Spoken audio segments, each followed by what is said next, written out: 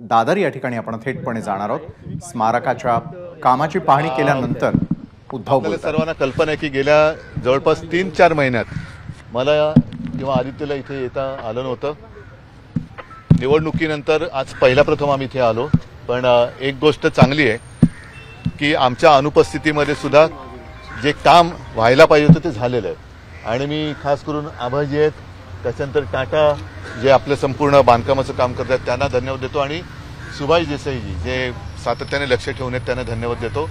जवळपास आता जे कन्स्ट्रक्शन ज्याला आपण म्हणतो बांधकाम ते पूर्ण झालेलं आहे, जवळपास झालेलं आहे। काही काही बारीक सारीक गोष्टी अजून बाकी आहेत। त्याच्यानंतर खरं काम सुरू होईल। सगळं हिंदू हृदय सम्राट शिवसेना प्रमुखांच्या बाबतीतले जे संपूर्ण आपल्याला माहिती द्यायची आहे, ते त्यांचं पूर्ण आयुष्य ते त्याच्यामध्ये आपल्याला साकारायचं आहे, त्या सगळ्या गोष्टीला सुरुवात होईल।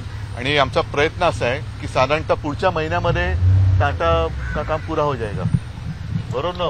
कुठे गेले टाटा? हां, जुलै एंडपर्यंत बांधकामाचं काम पूर्ण होईल असं आता मला यांनी सांगितलेलं आहे। म्हणजेच काय की साधारणतः ऑगस्टपासून प्रत्यक्ष स्मारकाचं डिस्प्लेचं काम जे आहे आतमधलं, जे फार महत्त्वाचं असतं इंटिरियरचं, ते सुरू होईल। आणि प्रयत्न आमचा असा आहे की 23 जानेवारीपर्यंत जनतेसाठी लोकार्पण त्याचं करावं असा आमचा प्रयत्न राहील। कारण खूप हे काम बारकाईने आम्ही बघतो आहोत, कोणतीही गोष्ट यातनं सुटता कामा नये तेही बघतोय।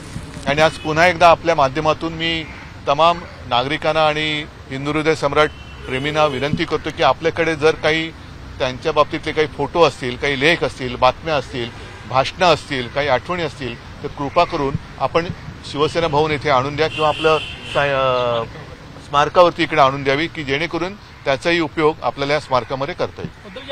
आतापर्यंत किती टक्के काम पूर्ण नाही, मी टक्क्यामध्ये कधी मोजत नाही। मी जसं सांगितलं की बांधकामाचं काम जे पहिलं महत्त्वाचं असतं, कारण तुम्हाला कल्पना आहे की पाठीकडे समुद्र आहे, त्याच्यामुळे पाण्याचा प्रचंड रेटा हा ह्या इथल्या सर्वच बांधकामांवरती येत असतो।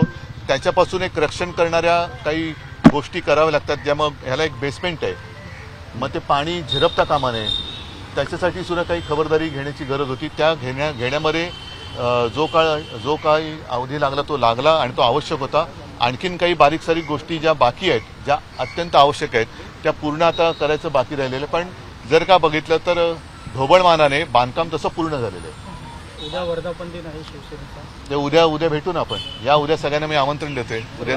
एक राजकीय प्रश्न आहे, उद्या राजकीय महत्वाचा राजकीय प्रश्न आहे की छगन भुजबळ सध्या एनसीपीत अस्वस्थ आहेत, त्यांचे कार्यकर्ते म्हणतायत की काही वेगळी भूमिका घ्या आणि त्यांच्या मनातली खंतही ते आता व्यक्त करतात। एकूण जो शिवसेनेचा कालावधी आपण पाहतो आहोत, हिंदू हृदय सम्राटांचं हे स्मारक आहे, त्याच्यामुळे ज्या ज्या व्यक्ती ज्या ज्या वेळेला त्यांच्या सान्निध्यात होत्या त्या सगळ्यांचा उल्लेख या स्मारकात असेल।